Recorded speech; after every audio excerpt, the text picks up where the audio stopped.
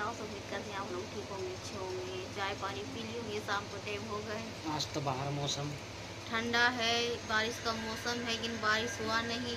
आज पानी भी नहीं आया है। आज तो लेने वाला मौसम हो रहा है। ये तो डेली होता है, रोज का रोज यही काम है। सुबह शाम दोपहर जब मन करे जब। रोज लेती है? यस। कितने बार? जितना मन करे, हाँ। 1 बार 2 बार 3 बार या 4 बार या 5 बार। और जी आप सब बताइए, आप सब क्या कर रहे हैं? ठंडा मौसम है कि नहीं? यहाँ ठंडा मौसम था, बहुत गर्मी था। 3 दिन पूरा गर्मी था, 2 दिन आज ठंडा थोड़ी राहत है। कल भी था। आज तो बारिश का मौसम है, लगता है कभी भी बारिश हो सकता है कि नहीं, हुआ नहीं है।